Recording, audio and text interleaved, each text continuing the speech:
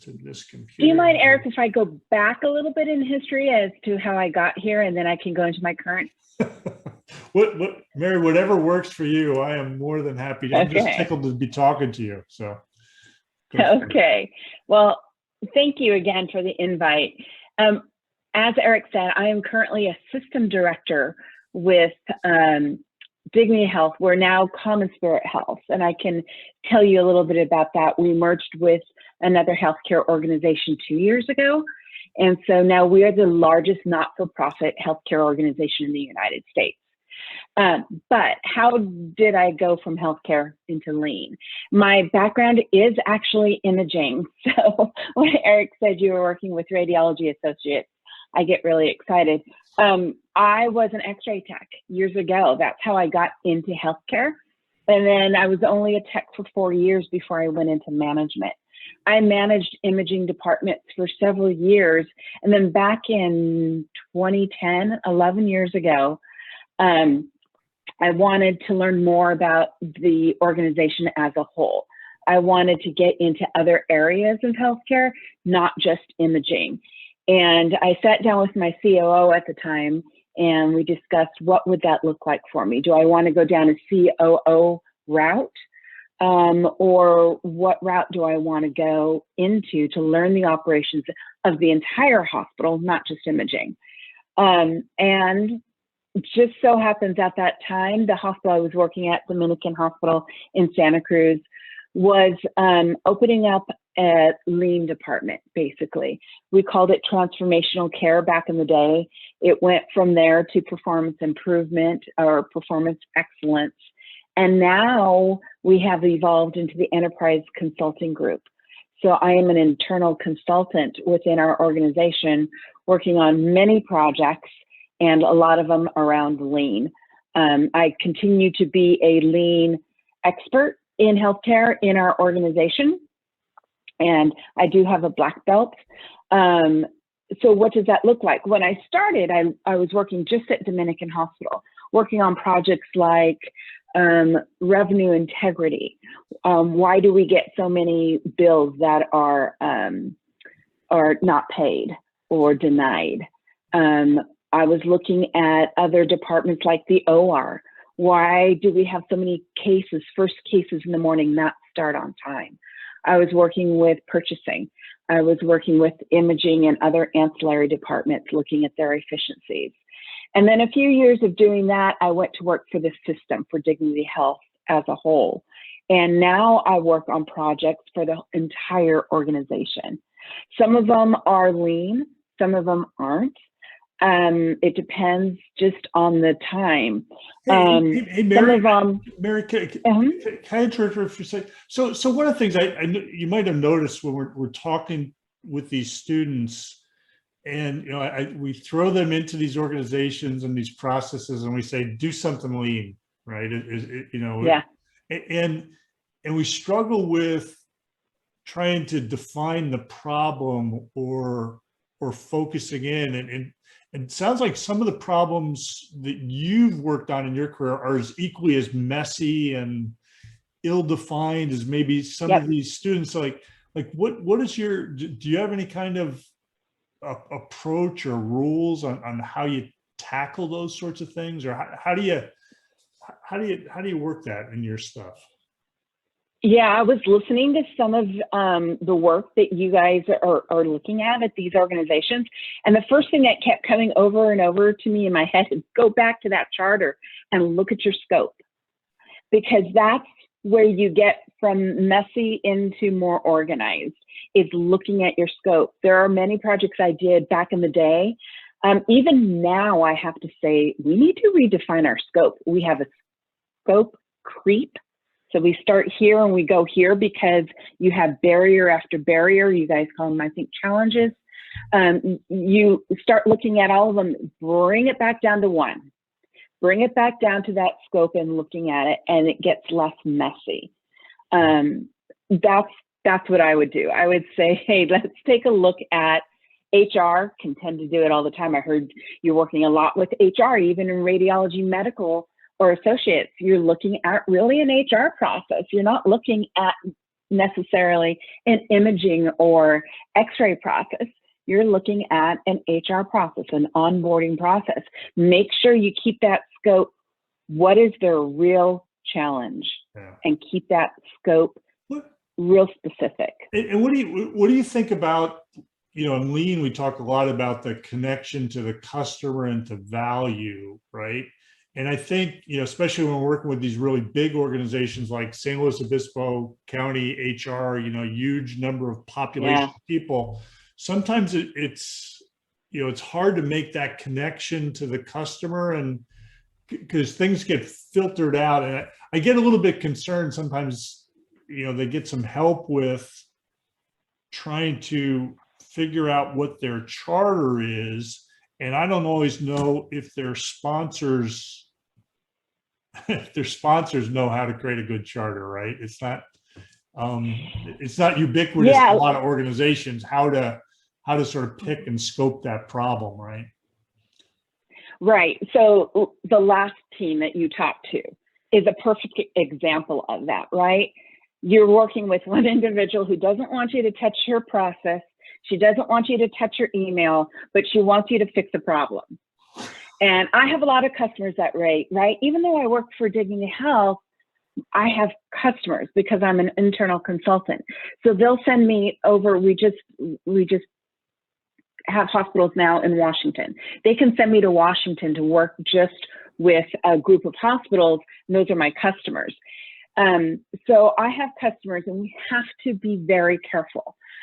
When you go in and say you're doing a lean project, the first thing that they think of is you're going to point out everything wrong with their process. And many times we do. Many times, that's why we're coming in there, right?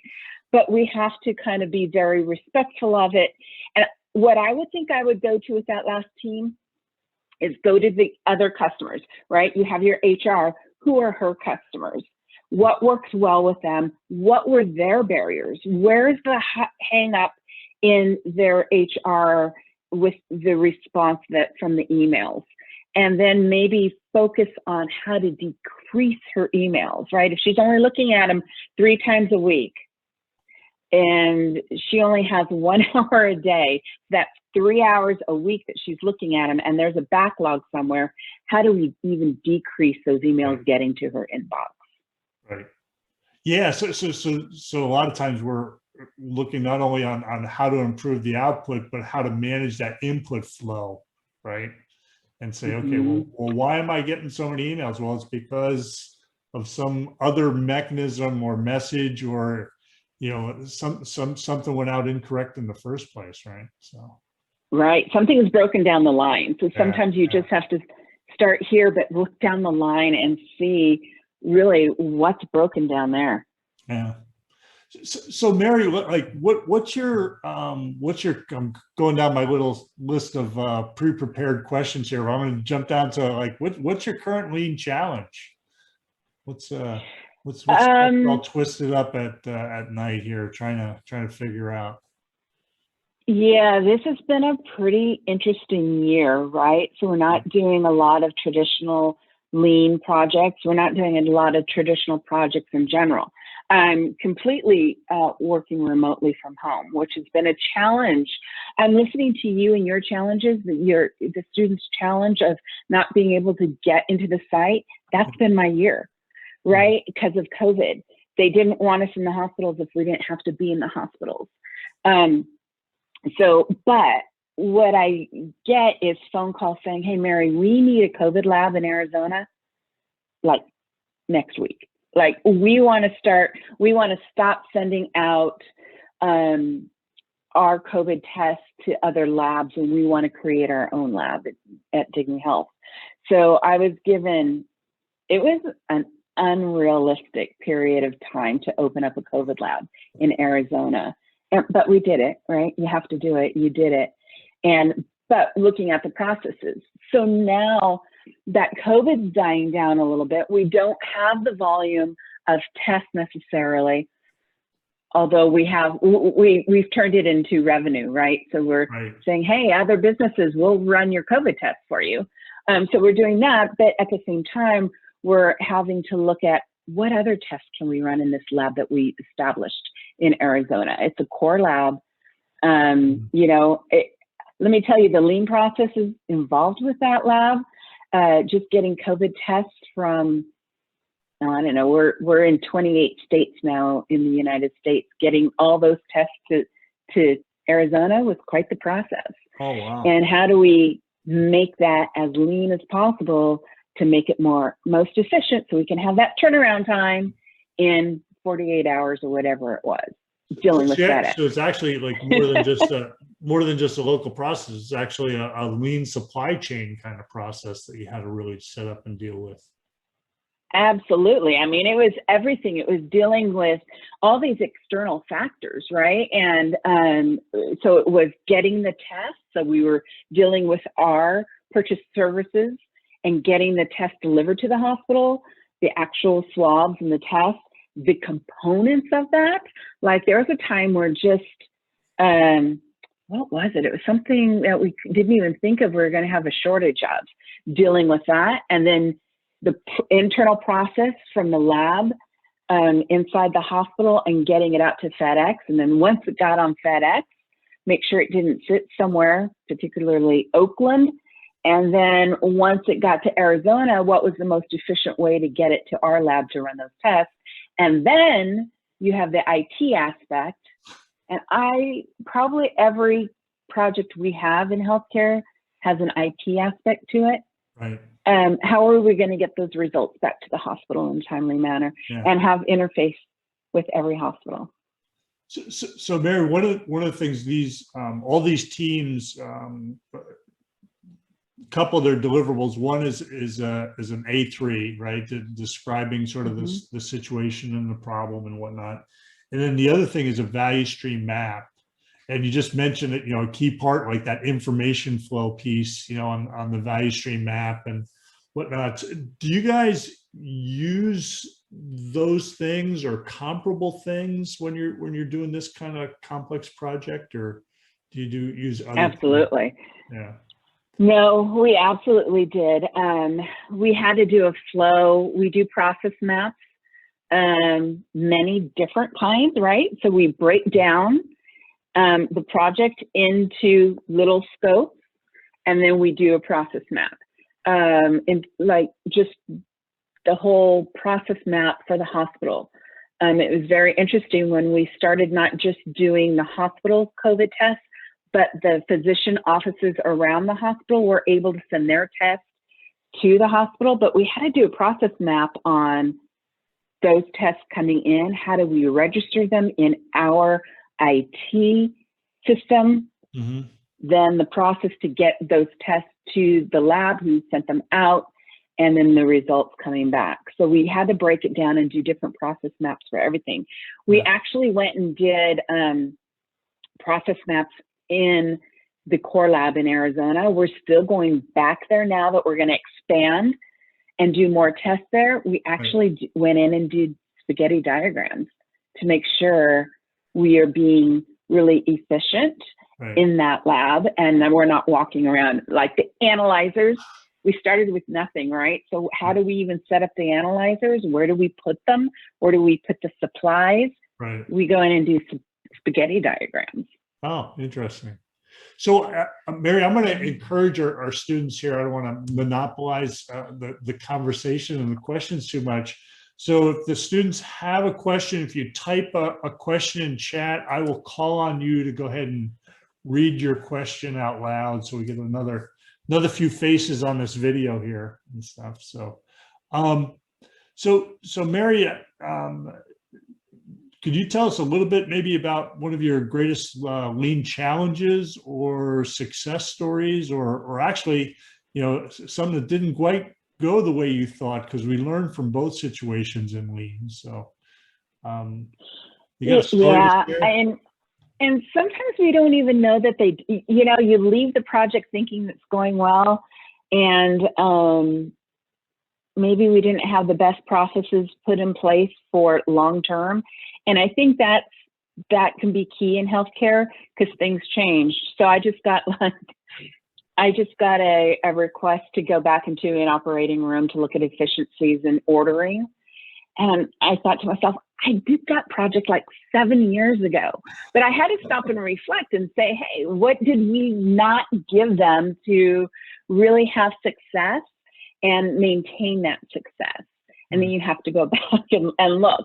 And that's the thing, when you leave a project, making sure that it is sustainable, I think is the biggest thing. It may look good for a few months and you get these great, metrics coming in, but following up to make sure, did they have staff change? Did they have doctors change? Did they have shift change?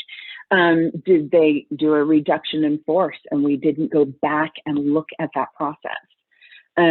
So that one was a little discouraging to come and know that I worked on it so many years ago and it's broken again. Yeah, no, I turn that, I usually talk about that, like going back and trying to turn the crank a second time. And I'm always hopeful that the organization itself will turn the crank and I won't have to come back and turn it for them. Kind of like, you're a little disappointed. You have to go back now and try to fix that. So in that sustaining mode, what do you do for that sort of sustaining piece, right? So we've got things like standard work, or we institute team huddles so you can real time identify, changes or problems and make adjustments. What are some of your best practices or experiences with trying to institute that sustaining culture or that sustaining in a process? So there's a couple things around that. You all did your huddles. That is key for us in healthcare. Probably any organization is doing those huddles, but a piece of those huddles that is really important is to have metrics, to have measures that you go back and look at on a daily, sometimes basis. Sometimes in healthcare, we're looking at shift basis, right? We're looking at those metrics broken down into shifts, or daily, weekly, monthly, whatever you define is important to sustain the change. It's important to have those metrics. It's so important to have that come out. And then when we're at our huddles, we can say, hey, yesterday we were at this percentage. We need to be here today. What worked well? What didn't work well for us? What do we want to focus on today? That's what we get down to when we're looking at the site-specific changes. Well, that's a good point. Just saying, okay, we've made this change in order to reduce the lead time. Let's kind of put a measure in place so that we're monitoring that lead time or that changeover time or whatever it is on a regular basis. I think, and it also brings up to me thinking about, the students, working on their projects, and one of the things that they're going to need, so we're talking about, well, can you focus in and define the problem? Another follow-up question that is, well, how are you measuring that problem? And by the way, you better put a measure in place pretty quick, because all of a sudden that it's going to start to change on you, because people start getting better whether you do anything or not, just because you're watching them, right?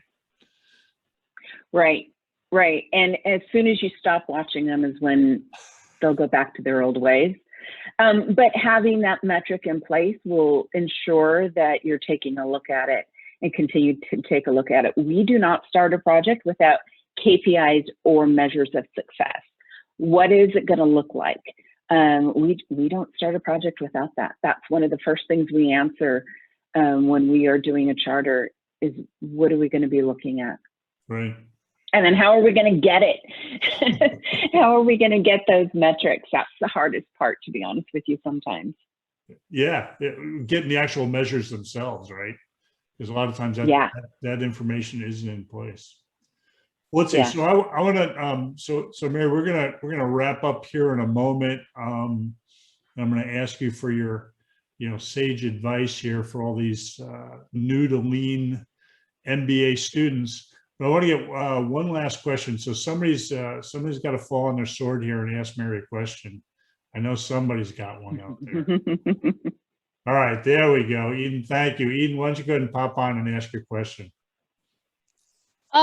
So we're the group that's doing the SLO County HR redesign process. And I think for me, it's kind of hard to even know how to define value, because our customers are anyone who is using that HR process. And so I feel like some stakeholders have different priorities. Like some people just want the process to be done like as quickly as possible, and certain employees maybe want like certain functionality. So do you have any tips for like how to define value when you have a wide range of who your customers are, if that makes sense?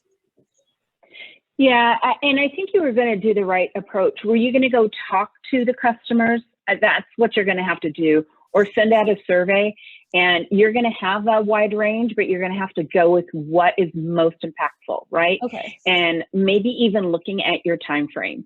So you might do a 2x2 prioritization, and that's what we would do in our organization. Is when we have all of these things we want to work towards, we do a 2x2 grid prioritization. So it depends what your axes are, but a lot of times we'll go with what is going to make the biggest impact and what is like the fastest time, or get two axes and do prioritization. Got it. And see what is going to make the biggest impact to the most people in maybe the quickest time. Okay. And go with those. Okay, thank you. Yeah, we usually, or a lot of times we'll do like those two axes will be impact and effort, right? What's the least effort, biggest impact, versus those other quadrants anyway. So yeah, Eden, good question. Thank you for asking that. I think you guys got the one process to improve how you improve processes, right? So that's kind of a bit of a meta sort of analysis thing that you guys are working on. Well, Mary, thank you so much for swinging by and talking to these students and sharing some of your wisdom. But I want to give you one last shot. And so here we got about 40 students who are, just starting out on their lean journey, maybe like you were about 11 years ago. What piece of advice or words of wisdom do you have to, help them on their way and navigate through this? Yeah, I think knowing lean, and I don't know, do you get black belted? Do you get belted here in these classes? No, they just get teased. Okay. With, Yeah, I think if you can pursue it, it is a great addition to your MBA. I have an MHA, and it's just such a great addition. I can actually go outside of healthcare and be very effective with process improvement. If you have a passion for improving processes, you can go into any organization and do it. I did not stick with imaging, right? I can go in, I did pharmacy projects, and I don't have to know or be the subject matter expert. I have to know how to get them from A to B. And that is a very, very valuable tool as you start your career going into any organization or any, just any organization really. So I would encourage you to have that as a tool in your toolbox as you go out and look for employment. Yeah, definitely put it on your resume, because like Mary says, there are people that are looking for this. It's a valuable skill, and hopefully you guys will make it part of your toolbox. Mary, thank you so much. We have to make you a little bit more of a frequent visitor here, but I really appreciate talking to everybody here. So thanks, Eric. All right. Thanks, everybody. Good luck to everybody. Let's have everybody turn on your videos. Give Mary a little bit of wave goodbye. So go ahead and turn on the video so she can kind of see. We got multiple screens here and whatnot. Thanks, everybody. We'll see you, Mary. Take care. Thank you. All right. Take care. Bye-bye.